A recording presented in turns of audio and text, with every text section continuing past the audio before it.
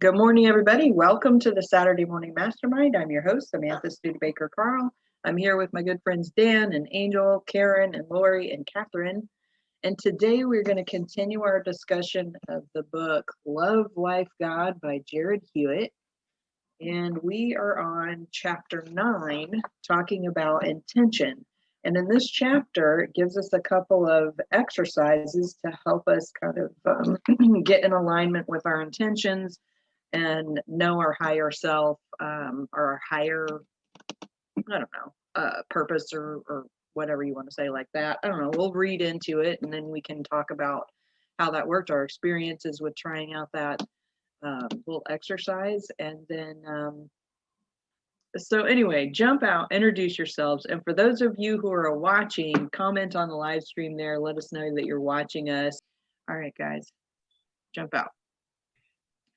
Lori Emmons here in Denver. I'm Angel Studebaker down here in South Carolina. Hi, it's Catherine Clement. Okay, it's Karen Lohoff, and you don't get to see the picture. Dan Stisick in Las Vegas. And Jason, we could barely hear you, so it might be that you're still waiting for your computer to catch up to you. Thanks, Dan. Appreciate it. Thank you all. Glad to be here. Jason Roberts from Tampa Bay. Have a great day. Having a great day.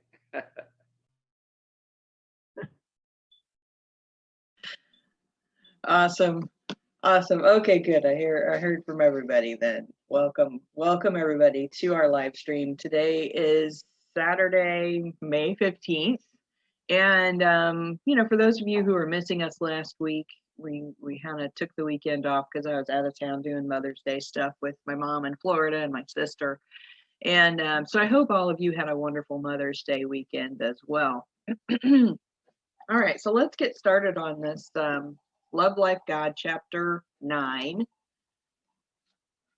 And if you're not familiar with this book, we've been studying it now for a little while. And it kind of goes back and forth between Jarrad and he's having a conversation with either his higher self or his light workers or who knows. Catherine even suggested maybe it was aliens that he's having a conversation with, which I'd love to explore that conversation maybe later today. But anyway, so we're having this talk. This time we're talking about intention. And in this chapter, they give us an exercise to help us kind of connect with our higher self.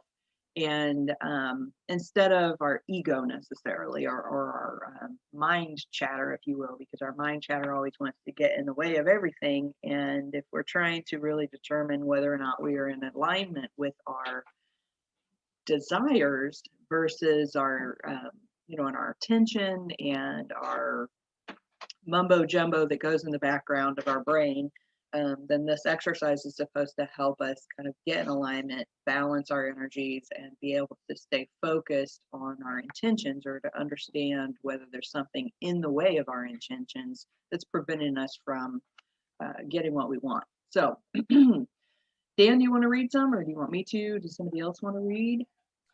I don't mind reading. I'm just going to start at the beginning of the chapter 9 on attention, so we can kind of get an overview of where we're starting from. And it says, before we begin this chapter, let's claim self-love. And Jarrad says, I am self-love. That felt good.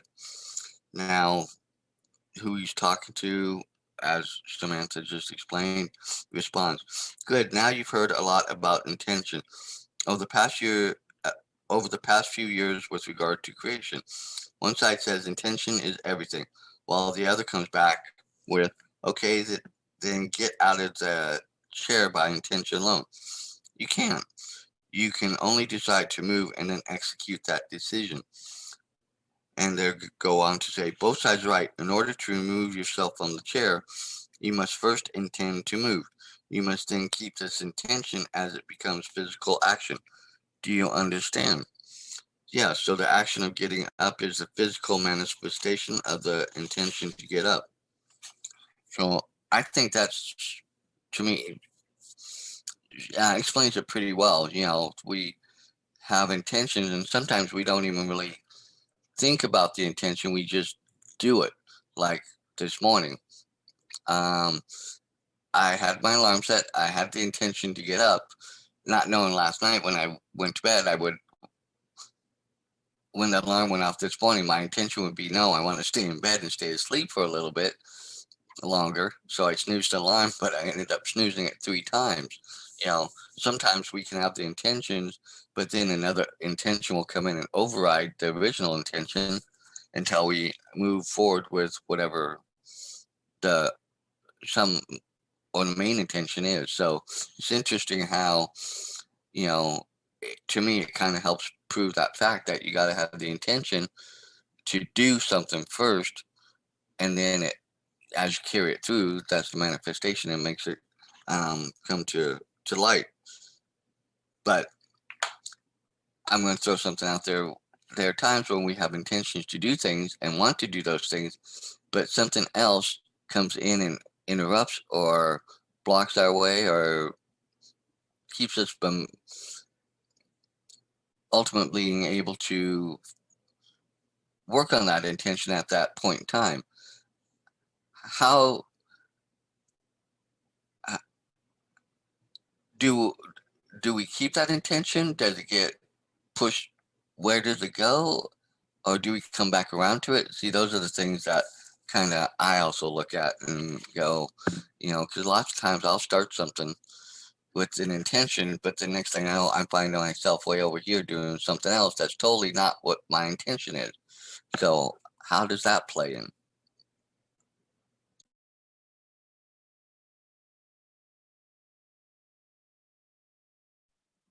That's a good point, Dan. And I like that you use that example of you had the intention to get up at a certain time, and then when the morning came around, you had some other idea interfere with your original intention. And I think that's what it's really trying to talk about here is that we say we want one thing, and we intend to make that happen. But then we have all this other mind chatter and mumbo jumbo going on about all the reasons why we can't do something, from something as simple as I'm still tired and I want to stay in bed, up to maybe even having fears around the thing that we want to create in our lives, whether we can do it, or whether it's going to be too hard, or whether it's going to be too much, or whatever it may be. Or we just we say we want to do something, but when it comes down to it, we really don't want to do it, and we don't even realize that until we get to that point. So good point.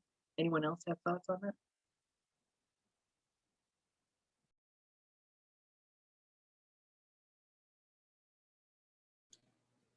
Jason raised his hand. Oh no, I'm clapping. I'm clapping for you there, Samantha. Yeah, great point, Stan. You too, Samantha. Our intention versus distraction, I guess, is what I'm getting out of that. Is how it's our attention spans these days are so short, right? And is that something that people had to deal with back a long time ago, or did they have longer attention spans? I don't know. I've heard that there are studies saying that our attention spans are growing shorter, and maybe that has something to do with not being able to keep our intentions, for long enough in order to actually manifest them. But I definitely feel what you're talking about, Dan, with waking up in the morning. It's like, for me, a lot of times it's like Groundhog Day. Waking up into it, and I don't remember any of the intentions right off of what I planned on doing that morning, unless I go through some sort of a ritual at night to, really ingrain it in my mind, what my plans are for in the morning. I guess the broader word, or the bigger word that pops into my mind is discipline. Not a word that I use or refer to very often, but it is it's something I think in certain instances I definitely need to work on. Probably give myself a little more leeway than I would give myself if I'm, someone else is depending on me. I tend to, do exactly what I'm supposed to do when there's someone else involved, someone else depending on me.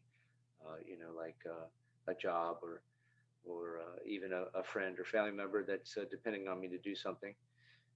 But when it's just myself, I might press that snooze button too, buddy. Thanks, y'all. Glad to be here. That's an interesting point you bring up about how, you know, intentions and how sometimes having somebody else or some other thing be expecting or needing you to fulfill something with the intention to do to make them be able to do what they need to do, like in jobs where we're expected to be at work, do our job, get things, do the things we're supposed to do. But it's interesting how, and I'm going to go with another personal, I Uber full time.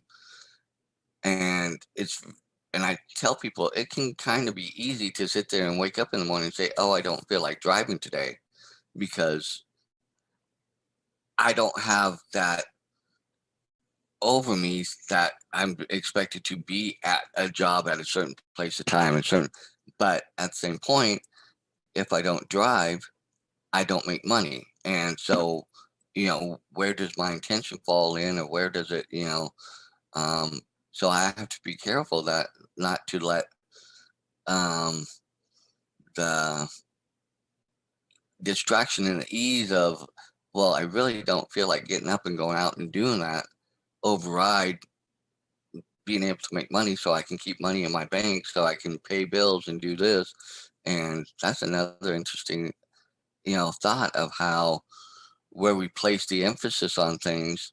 And sometimes I think we don't place enough emphasis on ourselves and feel worthy enough in ourselves to place that same amount of emphasis and intentionality within ourselves that we would for somebody else.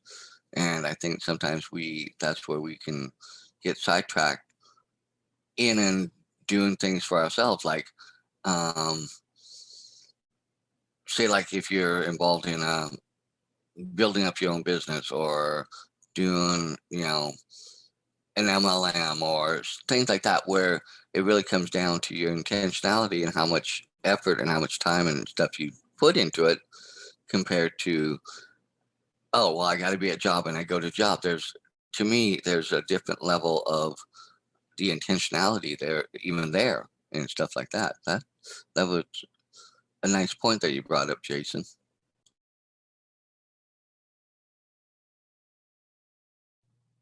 Thanks. Yeah, it seems like the motivation level can be completely different.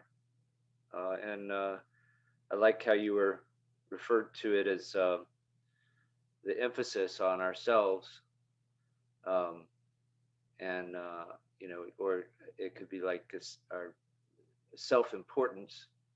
Are we giving ourselves the same importance as we're doing for others? Yeah, interesting.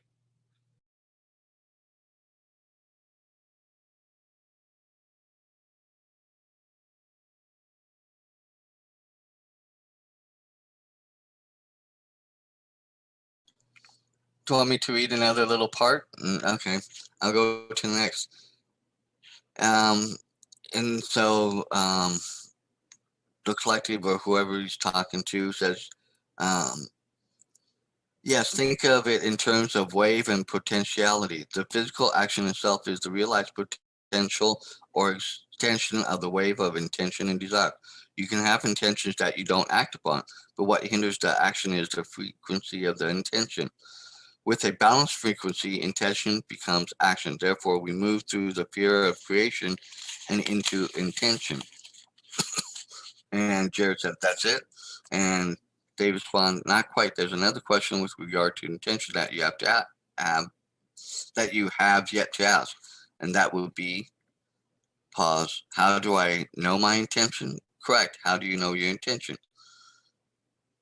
And then he goes, I asked you first. And so they respond laughing. Okay, your mind tells you that you know your intention by what you consciously want. However, this doesn't leave room for the subconscious mind or the energetic belief systems that are at play beyond your perception. I think that goes into a little bit of what Samantha was alluding to earlier about, you know, limiting beliefs or things that, you know, can kind of get in the way of the intentions, even though in you want to do those things, but somehow it gets mired up and bogged down and tripped up to where you don't even act on things because of things, for lack of a better way of saying, you're kind of boxing yourself in rather than breaking the box down to open it up so that way you have free room and ability to do whatever you want.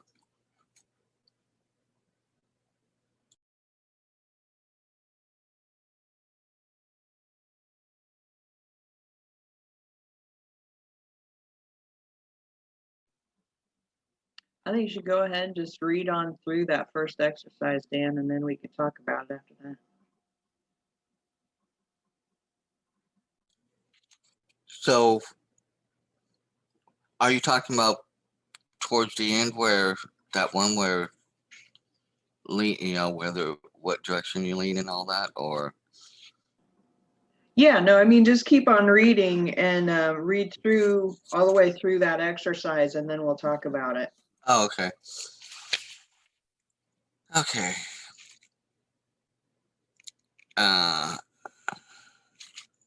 okay with that. I think I know where this is going now. There are many ways for you to tap into your own energy. You can communicate your inner self in a variety of ways, including meditation and dreams. However, there are ways of speaking to yourself, both your specific energy and the energy of all, that most people aren't aware of. There is one way in particular that requires no training and nothing other than the use of your own body. We've chosen to discuss this within the subtext of intention because not only does it allow you to truly know the energy and thoughts you're holding, but it also requires your intention, the intention to truly know thyself. Oftentimes you may want to answer that. You may want to an answer that makes sense in a limited way or that will validate either your beliefs or those of your culture. Get out of your head and trust the universe. Trust source. You may think one thing, but energetically you may be holding a desire or belief that is completely different or even completely contrary to what you're asking for. And this energy may be subverting your conscious intention. Now, this practice will require that you stand up. If you are unable to stand, we will list an alternative method later. For some of you, this will work automatically. For others, you might need to balance some energy. And here is the exercise. Stand up straight, open up to your higher self, know that you are completely safe. Ask that you be shown your yes, move it. At this point, you will lean a certain way. You may even feel as if you're being pushed. Don't worry about how large your emotion is or which directions you move, as there is no right or wrong here. At this point, to get your we just want to get your yes. If you're having trouble, it is because of resistance. It is, be it a belief system, fear, whatever, self-love will remove the resistance and any other limitations if you allow it. Claim self-love while choosing to move into this experience. So, and then he talked about he leaned forward and that was his yes.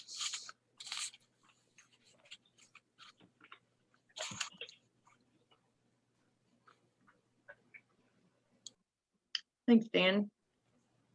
You're welcome. Lori, were you trying to say something? Or was that just accidental unmute?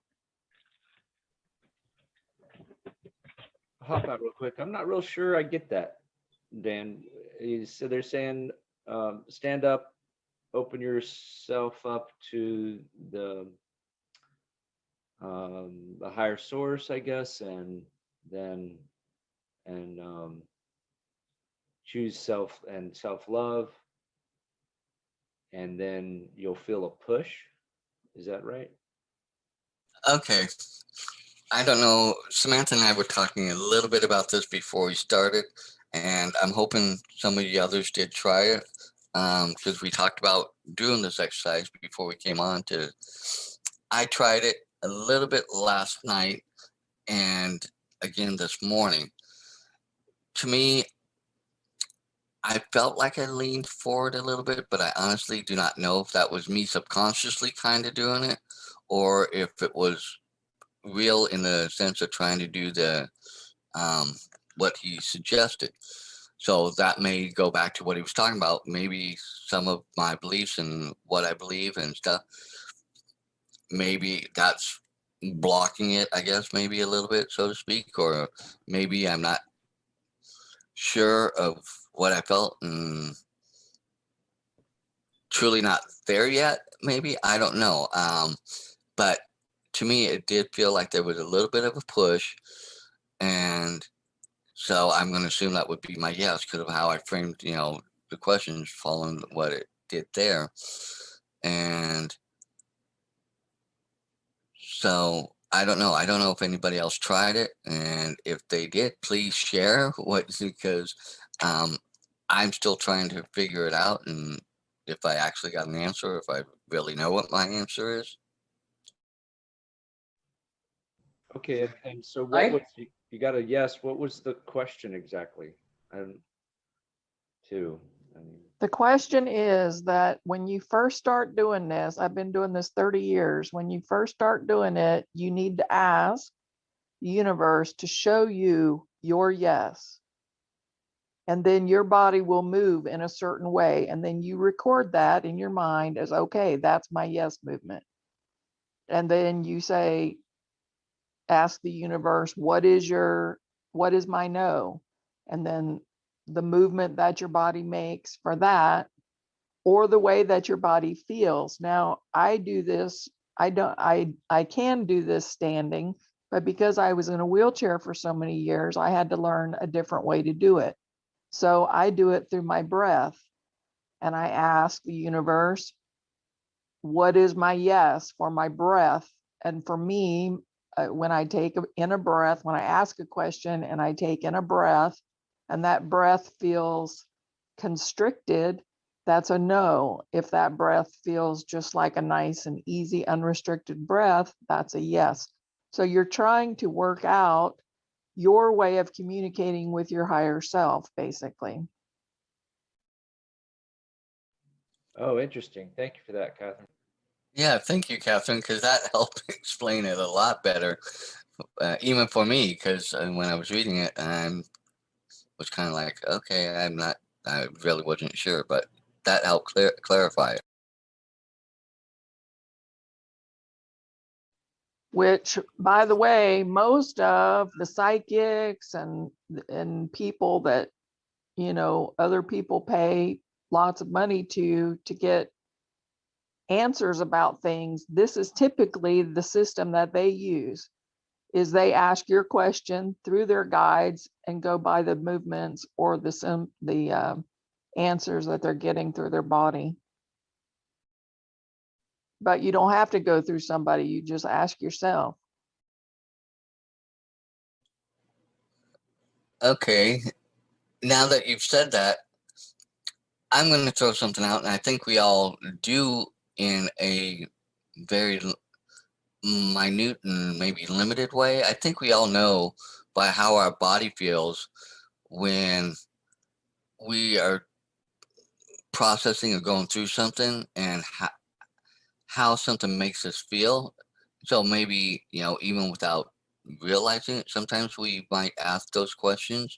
Because I know there have been times where I've been in the middle of something and then I've processed it, and my body will kind of feel like really tense or tight, or, kind of, and as I'm making that decision, and sometimes it just will not resonate or feel right or something, but yet I still do it because I'm maybe boxed into what I think I'm supposed to do.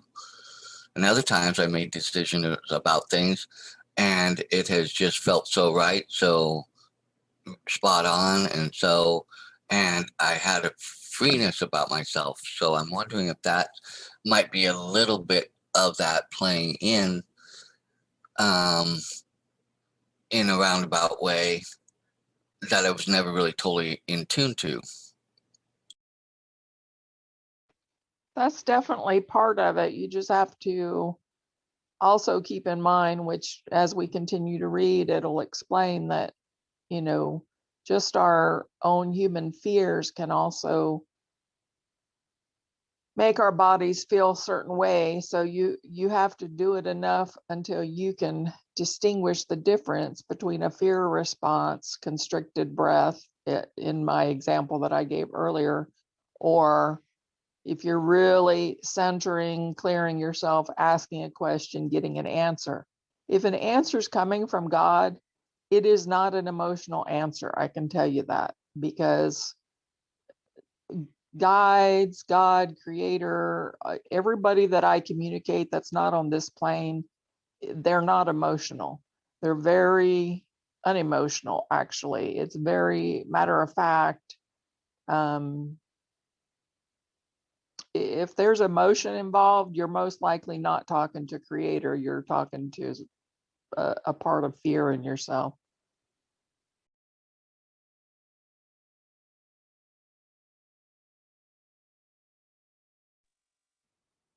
Yeah, I like what you guys are all saying, and I was wondering what the other exercises um, might entail, and I'd heard about muscle testing before. I don't remember what that how that works exactly, but I knew that was similar kind of thing with another person that you can do, and then but I tried this exercise when I first, well, let me preface this. I started when I was reading through this and it was talking about Jarrad doing that exercise. I had a kind of feeling when he was saying, um, when it was saying, ask yes or ask no, I had kind of like a energy movement that I kind of perceived, if you will, inside my whatever. And kind of had a feeling of yes or no within myself when reading through that. And then when I tried the exercise the first time, I tried to connect with the universe, just kind of clear my mind, connect with the universe, claim the I am self-love. But I had all these contradictory thoughts going on in my head. And so when I first tried to do it, I wasn't feeling like I was really getting a good accurate yes or no kind of a movement. And so I kind of let it go for a little while, and I feel like it was good that we had this week off, because I went last weekend to Florida with my sister and visited with my mom and had a bunch of just calming relaxation kind of time, connecting with nature and just clearing my head of all the mumbo jumbo that's been going on. And so when I came back home yesterday, I tried tried the exercise again, and I felt like I got a more clear response. And so it was just really interesting noticing how, as I was doing it, the random stuff that was popping into my head, like I would be like, "You're doing that," or "You're the one that's this," or "You're not really in tune. You're just." Trying to affect your own result, or, I'd have little random thoughts like that. And of course, it kept saying in here, if you feel like, what was it saying? Uh, it was talking about balancing your energies and claiming self-love and that sort of thing, and how you can kind of interfere with your own answers. And but I like, Catherine, you mentioned that you've been doing it for a lot of years, and this is something that, I very rarely have tried to do.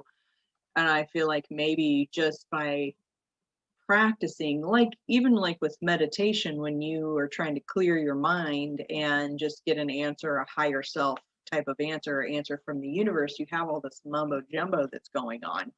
And it takes practice to get that all cleared out, so that it's not your ego that you're connecting with, or you're just random thoughts, but that it's um, actually your higher self, or your clear-headed, unemotional, like you were saying, thought processes. And so yeah, so it's, anyway, that's my thoughts on it so far.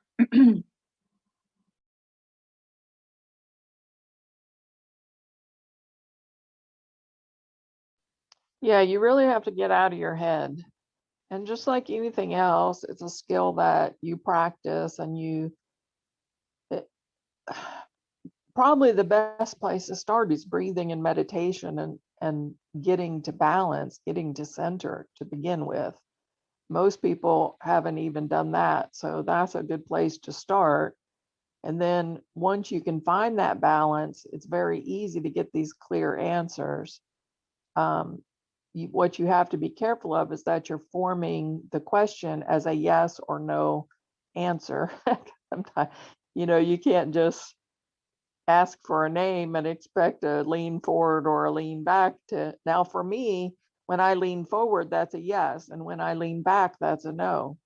So mine is opposite of what Jarrad's is. And when I use a pendulum, counter or clockwise is a yes and counterclockwise is a no. Or actually, clockwise is a yes, a straight line back and forth is a no, and counterclockwise is undecided. So it takes practice to figure out your own signals to yourself. And the way I was trained to use a pendulum was that we basically told the universe, okay, this is a yes. And we swung the pendulum the way we wanted it to swing for a yes. And then we told the universe, this is a no. And so that's how I learned how to do it. But from what he's teaching here is that you should ask them, what is my yes? What is my no? I think it works either way. I have trouble using a pendulum because I can manipulate objects with my mind somehow, sometimes, and I don't understand why or how. I was really good at it as a kid, but I've noticed when I use a pendulum, I do tend to make it swing the way I want it to swing, depending on what answer I want. So I don't typically use a pendulum. Muscle testing is extremely helpful, especially if you're trying to discover if you have a food allergy, a food sensitivity, if a supplement is good for you, if, it works really, really well for things that you're about to ingest into your body. And basically you would, both people would center, the person being tested would stick their arm straight out in the air. And then the person that is testing them puts just maybe one or two fingers they use, and they just slightly you tell the person hold strong. So they're holding their arm out strong, and you take those two fingers and you just press down, and you try to press down against them holding their arm up. And when they're strong, they're strong. Now, let's say that, I don't know, you wanted to take a brand of vitamin D, and it's specific to the item that you're testing. So you're not testing vitamin D, you're testing the brand of vitamin D that you actually have there. So then they would take that, let's say they're holding their right arm out straight and you test strong. Then they would pick up that bottle of vitamin D in their left hand, hold it to their chest, to their heart, and then you would test again. Now, it will shock you how obvious a no is, because somebody goes from being able to hold their arm out there just perfectly strong, they pick up something that's not good for them and hold it to their chest. And when you put that 2 fingers worth of pressure on that arm, the arm just flaps down like they don't even have a muscle in their arm. And you would swear that they're faking it. Like the first few times I did it, I'm like, no way, there's just no way, but it is like your body will tell you exactly what is good for you and what is not good for you. You can learn to do this to yourself through asking these yes or no questions with the lean, with the breath. or you can also do it, I think it's with your pinky or something. There's a way to do it, spreading the fingers apart. You can Google it, and there's several different methods of how you can actually do muscle testing for yourself. But it's really an amazing communication with Creator.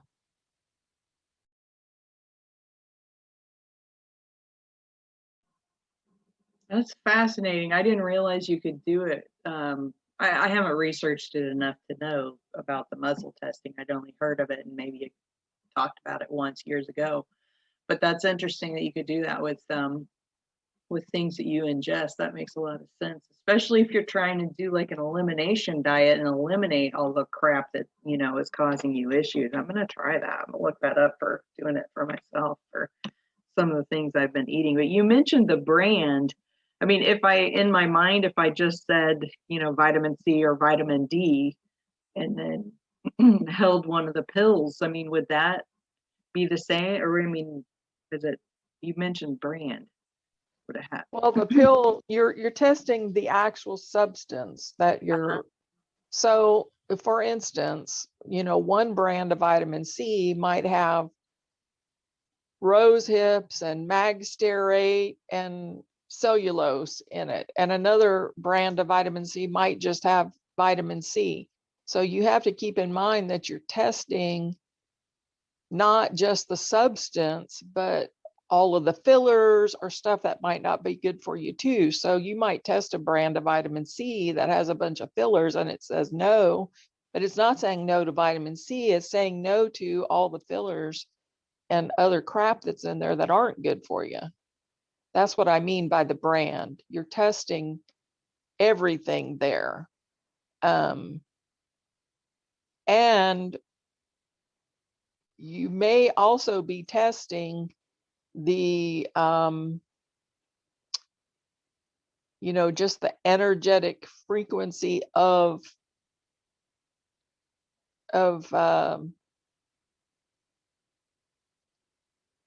like the company culture even. I mean, it can really go back to whether this is a good, wholesome, healthy product for you, or whether this is something you should not put in your body. Just like you could test maybe an organic product against a non-organic product, and you might find that the organic tests positive and the non-organic doesn't because it's full of fungicides or pesticides or whatnot, whatever.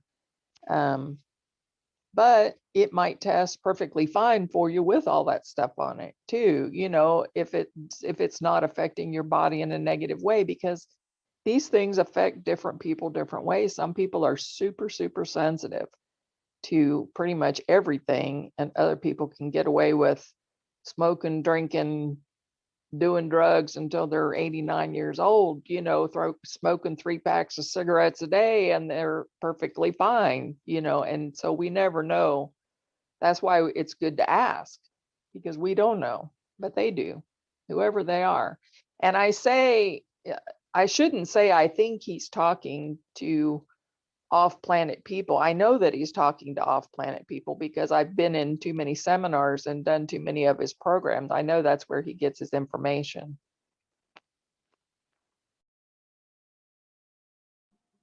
Righto. That's another topic for another time, but which I'm really interested in digging into, because that kind of like gives me a whole different perspective on who he's having a conversation with. And it's interesting because on one hand, I'm like, okay, talking to the universe or higher self or God or that kind of thing. But then if we're talking to like alien beings from another planet, that's a curious thing for me, because I mean, if we advance as a species on our planet to a point where we can communicate with other beings on other planets, what are our intentions in that way?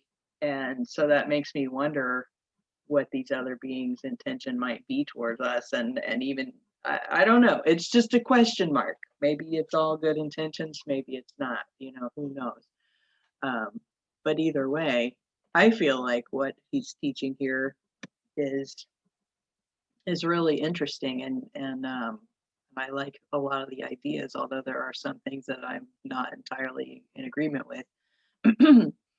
But okay, back on the other topic though, with the muzzle testing and and the discerning the difference between things, it makes me wonder then, okay, if I say, do this muzzle test for a particular item and I get a negative response from it, can I wrap that item in love? You know, like that experiment where they write the words on the different bottles of water, and they have they look at it under a microscope, and the ones that said hate are all, and the ones that say love are all beautiful. And it's like, can I change the makeup of something by surrounding it with love, and then have it test a different way? That's an interesting, I wonder, question.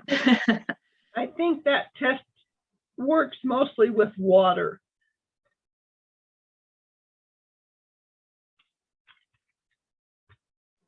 Maybe so, but yet at the same time, I feel like our beliefs in everything affect everything. And so if I believe that carrots are bad for me and I eat carrots, then the odds are good that I'm going to cause some kind of a negative reaction within my body. But if I believe that carrots are good for me, on the other hand, then I feel like I would cause something positive within my body. And yet at the same time, I also know that there are things that, are just inherently not good for us. For instance, poison ivy, but yet there are some people that are more allergic than less allergic. But what if I'd grown up being taught that poison ivy was good for me? Would I even have a reaction to it?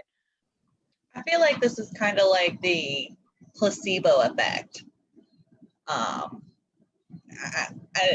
Because there's been studies, with placebos and, somebody thinking that they're actually taking something that's good for them and they've actually gotten better.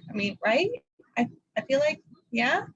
So I feel like it's kind of like the placebo effect. As long as you believe it to your core that it's going to be good for you, or, it's not going to be bad. In certain cases, not all cases, obviously, but, in most cases, I feel like it could. It's not impossible. So just a quick thought.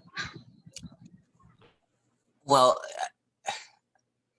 I think it goes back to the idea of what he talks about, that self-love, or that all-encompassing love, that, self-love connects us to source or God or universe or whatever, and brings us back into that vibrational, I guess, balance.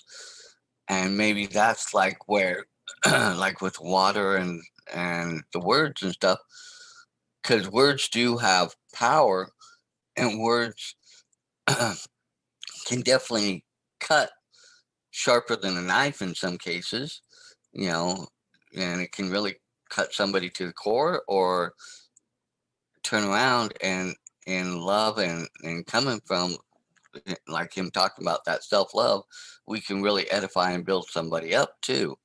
So I think there's more to it, more towards what Samantha's talking about, that I think it all points and goes back to an ultimate,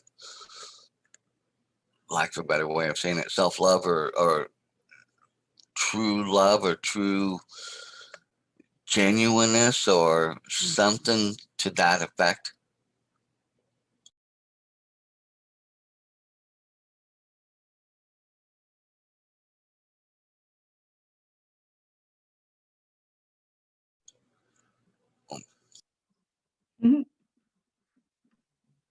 This is an interesting conversation for sure. Do we want to read a little bit more about this? Catherine mentioned the pendulum, and that is the other exercise where it tells you the same kind of a thing, is that, get to a energetic space of peace and self-love within yourself, or just centered with the universe, and then ask the universe, okay, what is my yes and what is my no with the pendulum? And I tried that exercise also. And I did that one yesterday. I felt like I could get to a clearer spot within my head, if you will, when I was doing that than I could when I was standing. I don't know why. I just felt like I could, and so I got a more, I wouldn't say really big movement with the pendulum, but I could definitely tell a difference because I was just like, when I was centered and felt centered, that it would just hold perfectly still with just very minimal movement. And then when I said, show me my yes, it just almost imperceptibly, but it was swinging just slightly back and forth, front to back.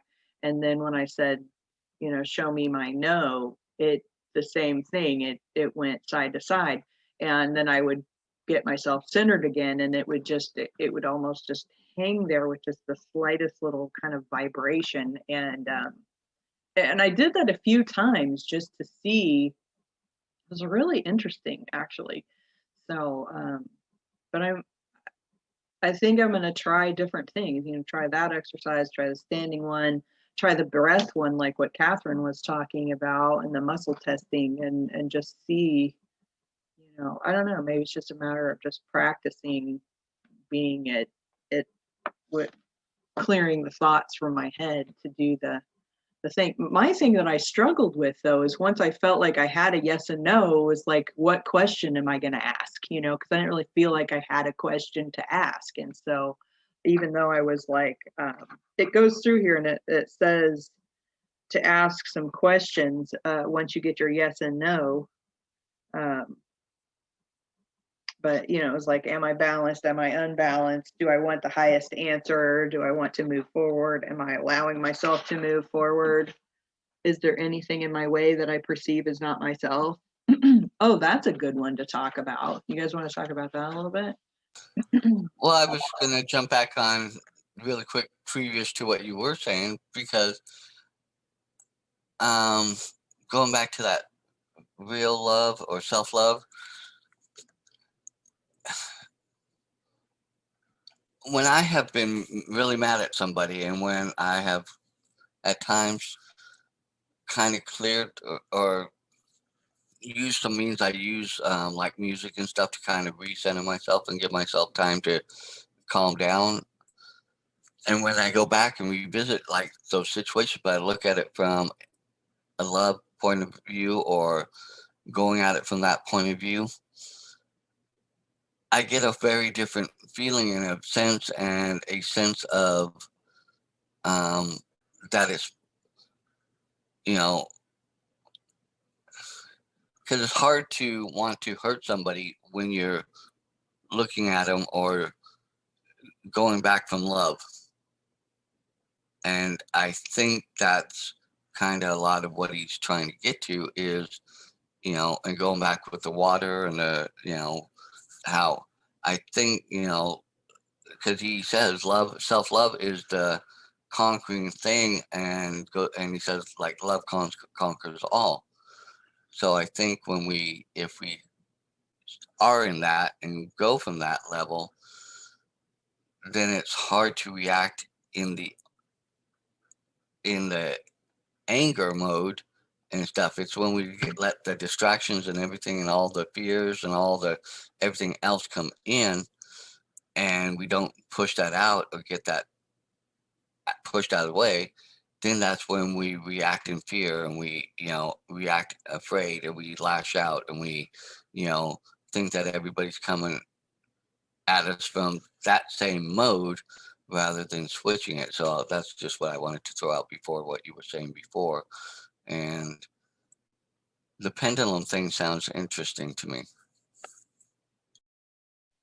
A quick note on pendulums is you may find one pendulum that you connect with that gives you speedier or more accurate answers than another, maybe of a different type of stone or made from a different type of material or whatever. That's another thing you got to kind of experiment with. And the other thing is, I would suggest if you're first starting out with a pendulum, or muscle testing or the yes and no through your movement, that you ask questions that you know the answer to so that you can see accuracy and feel more confident in moving forward and asking questions about answers or questions that you don't know the answer to.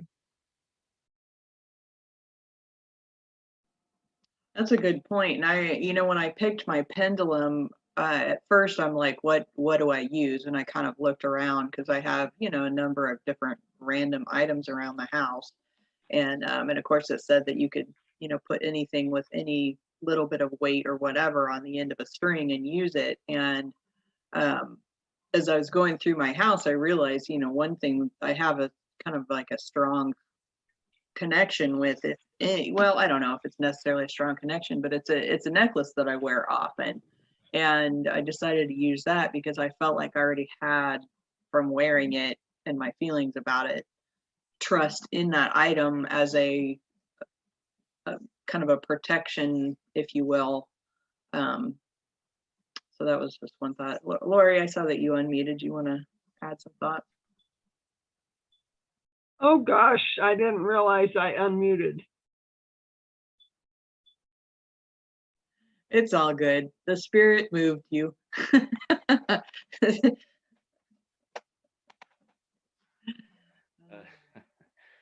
Yeah, if you unmute, you have to come out and say something, right?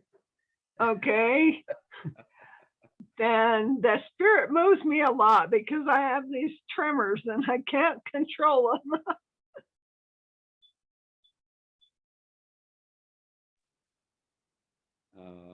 Oh, bless you. Hey, I was thinking earlier what you were saying, Catherine, and what you were saying, Angel, about the placebo effect, and what everyone was, just little bits of what everybody was saying, and it all kind of comes back down to like what Catherine was saying too about getting back to getting centered, maybe even before you try something like this, and like Dan was saying, when you come at something from a certain angle or a certain mindset, like you come in from self-love, and maybe that's the point of them first having us declare or claiming self-love, is to come in from that mindset. When you tackle something from a certain mindset, it's going to give you it's going to give you a different result, or at least it has for me, because you have this prevailing thought pattern in your head. But if you come from center, and then I'm assuming that's the balance and that's the clarity that allows us to be present to everything, yet unencumbered by our own pre-thoughts and emotional mind chatter, as you say, Samantha. So I was just kept thinking, balance, and what you said, Angel, about the placebo effect. I'm like thinking, when people take a placebo, that sort of gives you permission to believe and to set your intentions to that. You have a reason to believe that you're going to be getting better, so you get better. That's kind of possibly what is behind the placebo effect. So it comes back to being, having that intention and having the mindset of feeling better and getting better. And so for me, it seems to, like Catherine was saying, getting back to center, getting back to your balance. And so is our intention, our intention to begin with must be to get to center, and then to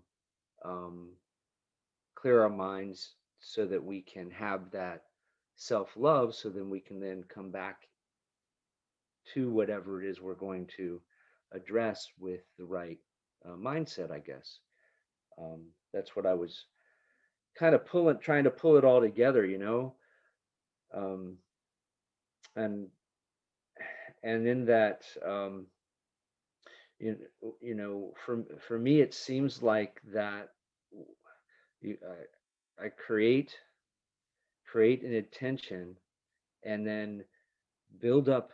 It helps for me to create an intention and then think about my intentions, gets, you know, serious about those intentions to where it builds up those intentions to be something that's important for me, just as it would be important for me to do for someone else, so that then I actually execute on those intentions, and I execute full, you know, so that when I build up those intentions, it sort of starts to draw me towards it like a magnet, and then allows me to execute it on it when I intend to do it, and it manifests easier and in a better, more in line with my intentions. And then as I do that, I notice that once I am working through that and executing on it, then it starts to pull me. So the intentions sort of push me into it and pull me into it. And then when I execute on something, the more I'm into it, I guess, as they say, the once in motion, what's in motion stays in motion. So as long as I stay with it, then it pulls me into it more and more. And if I'm already in the right alignment and it's in line with my intentions and everything, then all is good. If I stop the motion, then I have to restart the whole thing over again. But without a clear path to it, each time I try to reset my intentions and re-engage in whatever it is, I may end up coming at it from a different angle, it seems. So all this is really making sense to me and really helping me out. I appreciate you all. Thanks so much.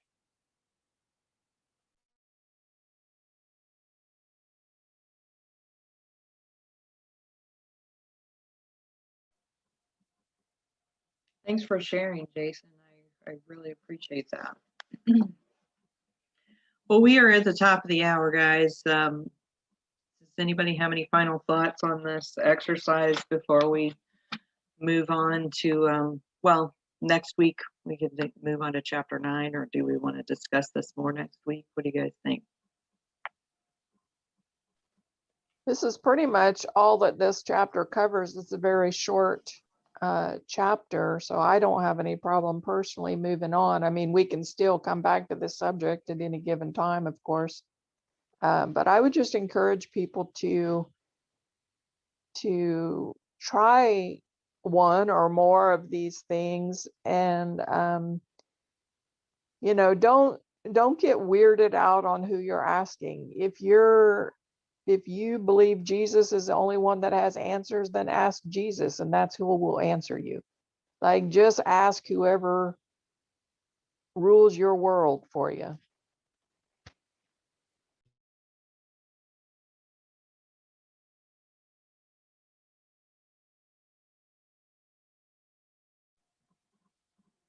I like that, and I agree. I think that it's that you know, we already know it, when we're connecting with those that are beyond. I feel like I can tell whether there's good intention or not. But it is a fascinating subject to think about if we are connecting with, you know, beings from another planet or from an alternate dimension, or, you know, it's just really fascinating to think about that. And I think that, you know, a lot of times that we can, well, I don't know, we'll leave that topic for another week. But any other thoughts before we wrap up today?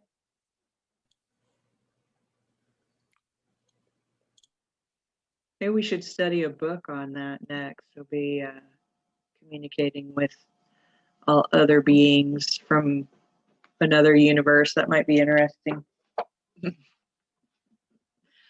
All right, guys, this has been a good chat. I always love talking to each of you and hearing your perspective on the things that we're talking about. And for those of you who are watching, if you find this topic interesting, then by all means, click like on the video, share it with your friends. We'd love to have you join us next week.